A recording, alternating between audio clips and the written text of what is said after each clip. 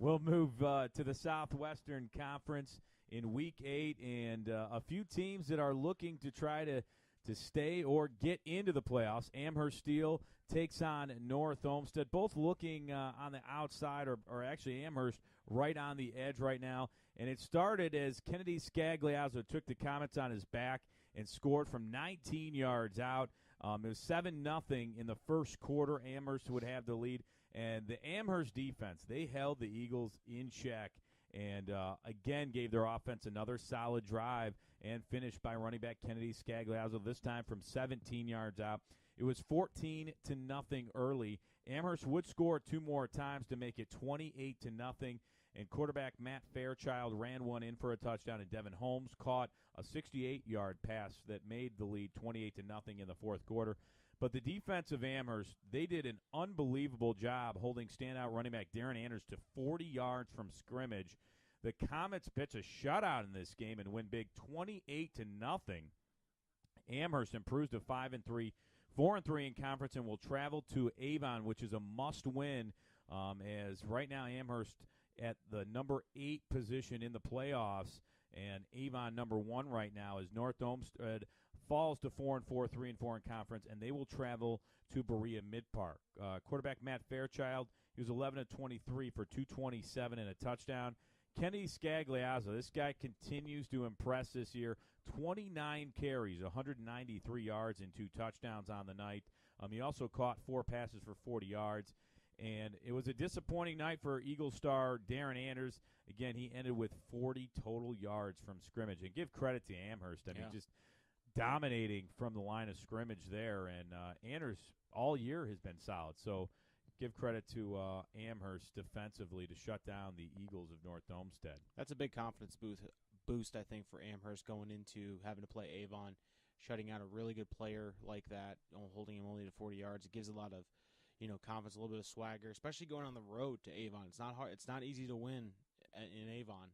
It's not easy to beat Avon on the road or at home, but even more so at home. So, if I'm the coach of Amherst, I'm thinking, all right, I got the puppies I got the horses to run with these guys.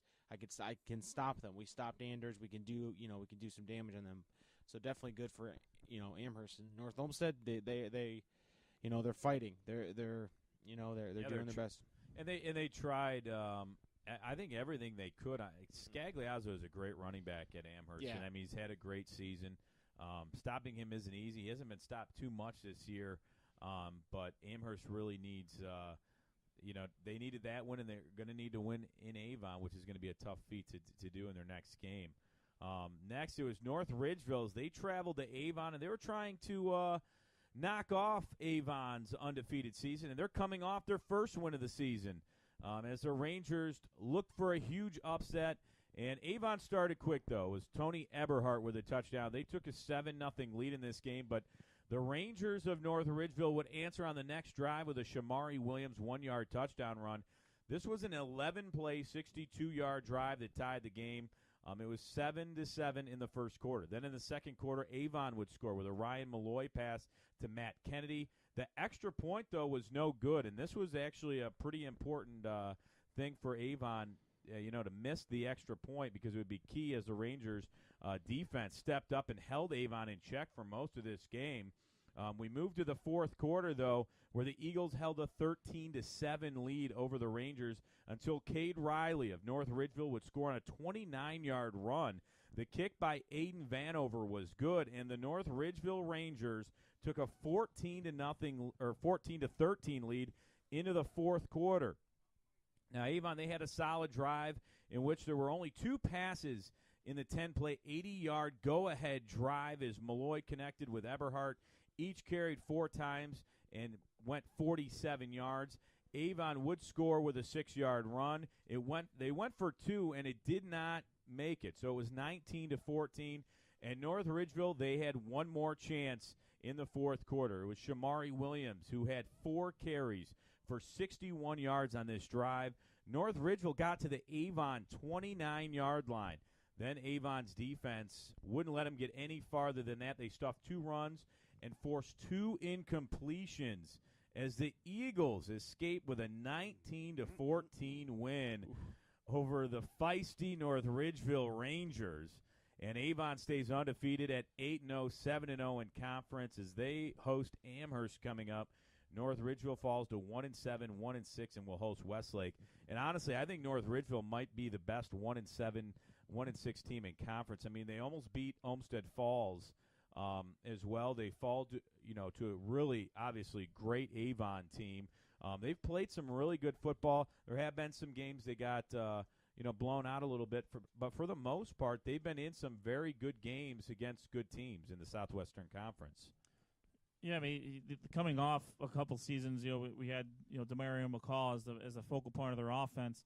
You had to see how they were going to follow that up as far as having a more team offensive approach. But right now, I mean, their defense did a great job. I mean, Avon averages some points. They can put some points on the board. So, for them to for their defense, if you hold a team like Avon to 19 points, you think you have a pretty good chance of winning that game. Absolutely. For sure. Yeah, that's a great point. I mean, the defense did an unbelievable job, especially with North Ridgeville's defense, which has struggled and given up a lot of points. Right in the game, they were right there, and Shamari Williams, try to get them going a little bit. But North Ridgeville played a very good game, even though they fell there. Lakewood taking on Westlake, and both teams looking for their first win of the season. And Lakewood would start the scoring with a 63-yard drive that led to senior Davon Hannibal as he finished the drive with a 21-yard touchdown run with 9:31 left in the first quarter. It was 7-0 Lakewood.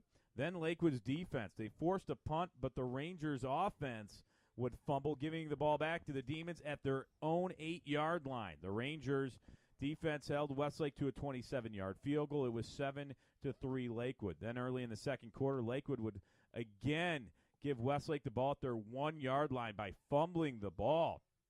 And, turnovers played a key in this game as they would punch it in with Billy Blood, the quarterback for Westlake. It was 10-7. Westlake had the lead. Then the Rangers would strike with a 21-yard touchdown reception, again from Davon Hannibal from Austin Mahar. It was 14-10 Lakewood.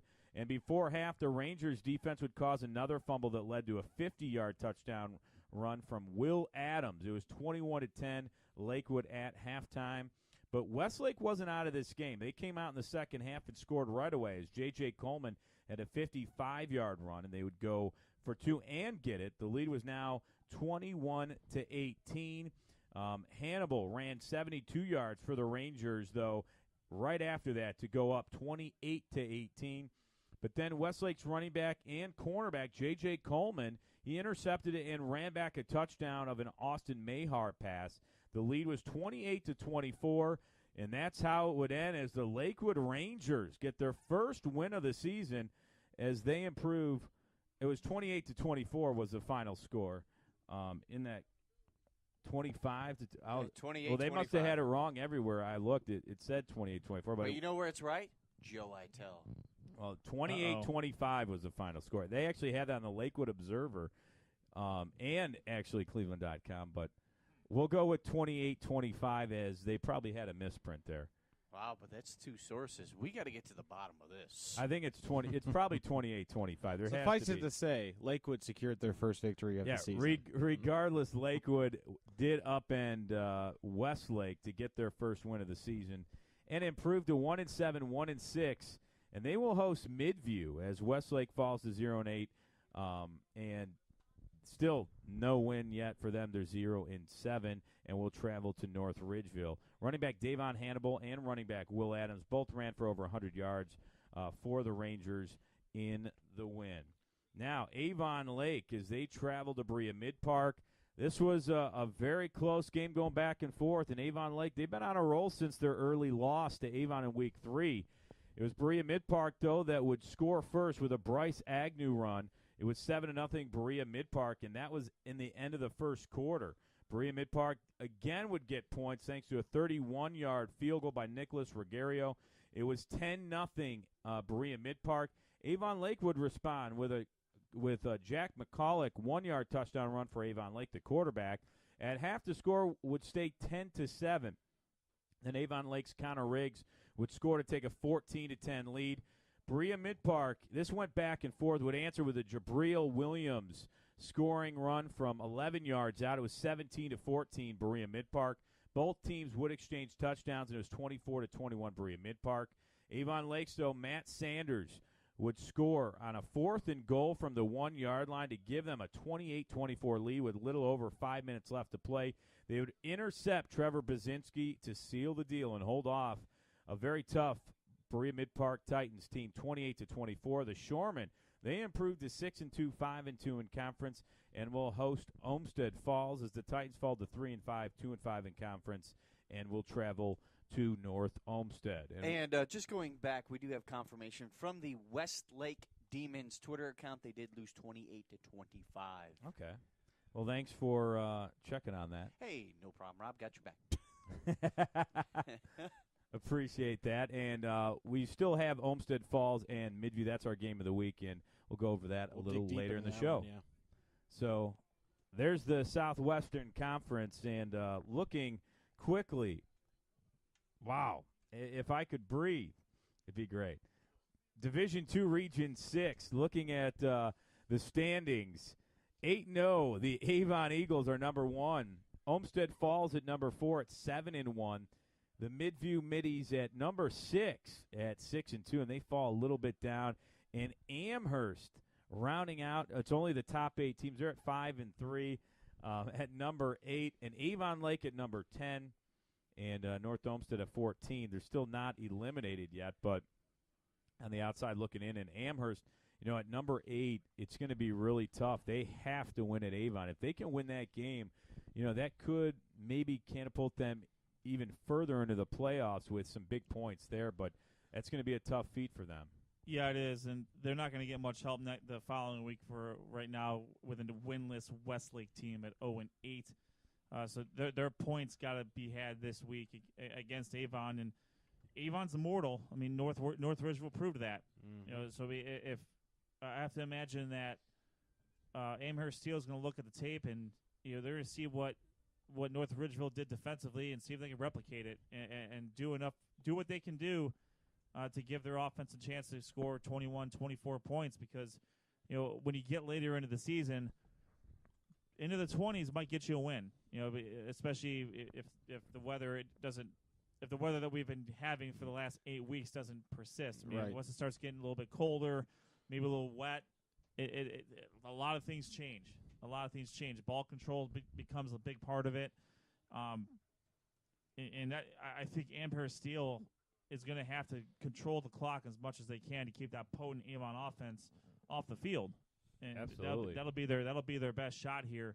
Because right now, there's a pretty sizable gap in Division II, Region 6 between the 7th seed, which is Sylvania Northview. They have 16.2 points now, and Amherst Steel right now with 12.43. I have to imagine those 7 teams right now are in a pretty good spot. But the competition for the 8th seed is going to be pretty big. We'll get to North Royalton a little bit later when I talk about my recaps, but you have a lot of teams right there where a lot of good things can happen here.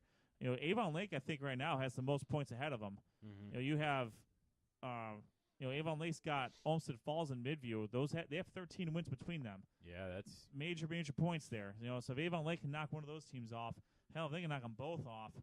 I mean, you look at their possible points if they even win those 2 games. Actually, that would catapult them over Amherst. Exactly. They'll be at 21.85 points if they win those 2 games at the very least. Yeah. So and you have to figure it's probably going to fall somewhere between what the max and the minimum is. I don't think. Yeah. I don't think the max will generally happen because a lot of things need to happen for the max to happen. But at the very least, you win those last 2 games. Avon Lake's looking at 21.8 points, and that will probably be enough to get them in. Yeah, that's where, like I said, with Amherst, Scagliazzo needs a huge game on the ground against Avon this week, and that's where they can, like you said, they can control the game maybe a little bit with running the football. So we'll wait and see. A lot of great games coming up here in Week 9. We'll tell you all about our game of the week from last week and coming up, and we also have the Suburban League with Sean Duffy and Ed Dick, the National and American divisions coming up. We're Sports on Tap. It's our Week 8 recap. We'll be right back. Don't go anywhere.